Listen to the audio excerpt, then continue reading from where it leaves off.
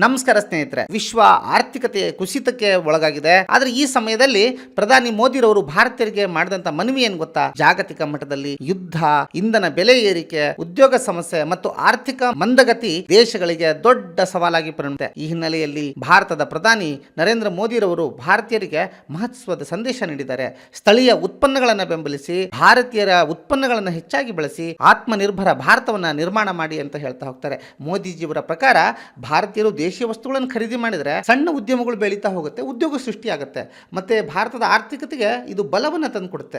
ಇದೇ ಸಮಯದಲ್ಲಿ digital payment ಮತ್ತೆ ಸ್ಮಾರ್ಟ್ ಆ್ಯಪ್ಗಳು ಮತ್ತು ಯುವಶಕ್ತಿಯ ಭಾರತದ ಭವಿಷ್ಯ ಅಂತ ಹೇಳ್ತಾ ಹೋಗ್ತಾರೆ. ಸ್ನೇಹಿತರೆ, ಪ್ರಪಂಚವೇ ಜಾಗತಿಕ ಮಟ್ಟದ ಆರ್ಥಿಕ ಕುಸಿತಕ್ಕೆ ಸದ್ಯದಲ್ಲೇ ಬಹಳ ದೊಡ್ಡ ಮಟ್ಟದ ಆಪತ್ತು ಕಾದಿದೆ ಅಂತ ಹೇಳ್ಬೋದು. ಈಗ ನಡೀತಿರುವಂತಹ ಹಾರ್ಮೋಜ್ ಜಲಸಂಧಿಯಲ್ಲಿ ನಡೀತಿರುವಂಥ ಏನಿದೆಯಲ್ಲ ವಿವಾದ, ಇದೇ ವಿವಾದ ಮುಂದುವರೆದರೆ ಇನ್ನು 3 ತಿಂಗಳು ಇದೇನಾದರೂ ಕಂಟಿನ್ಯೂ ಆದರೆ ಸ್ನೇಹಿತರೆ, ವಿಶ್ವವೇ ಯಾವ ಮಟ್ಟಕ್ಕೆ ಆಹಾರ ಸಮಸ್ಯೆಯಿಂದ ಕೊರಗುತ್ತೆ ಮತ್ತು ಆರ್ಥಿಕವಾಗಿ ಸಂಪೂರ್ಣ ಕುಸಿತು ಅರಾಜಕತೆ ಆರಂಭವಾಗುವಂತಹ ದಿನಗಳು ಇನ್ನೂ ಬಾಕಿ ಇಲ್ಲ ಅಂತ ಹೇಳ್ಬೋದು.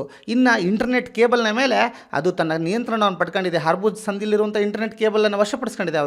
ಅಲ್ಲಿಗೆ ಅದು ಕಟ್ ಮಾಡೋದಂದರೆ ಪ್ರಪಂಚದ ಬಹುಭಾಗ ಇಂಟರ್ನೆಟ್ಟು ಕಟ್ಟಾಗ್ತಾ ಹೋಗುತ್ತೆ.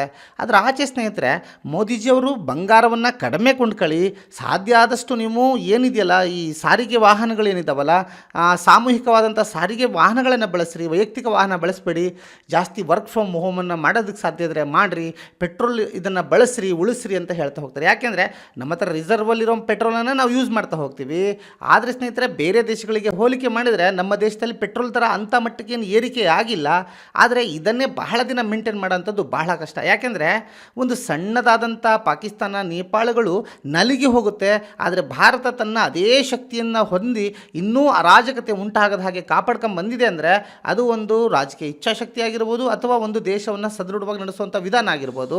ಆದರೆ ಇದನ್ನೇ ಬಹಳ ದಿನ ಮುಂದುವರಿಸೋದಕ್ಕೆ ಆಗೋದಿಲ್ಲ ಸ್ನೇಹಿತರೆ. ಯಾಕೆಂದರೆ ನಾವು ಏನನ್ನೇ ಕೊಂಡ್ಕೊಂಡ್ರೂ ಕೂಡ ಟ್ರೇಡ್ ಡೆಫಿಸಿಟ್ ಕ್ರಿಯೇಟ್ ಆಗ್ತಾ ಹೋಗುತ್ತೆ. ಈಗ ನಾವೇನಾದ್ರು ಬಂಗಾರವನ್ನು ಅತಿ ಹೆಚ್ಚಾಗಿ ಖರೀದಿ ಮಾಡಿದರೆ ಅದರ ಒಂದು ಪೇಮೆಂಟನ್ನು ಯಾವುದ್ರಲ್ಲಿ ಆಗಬೇಕು?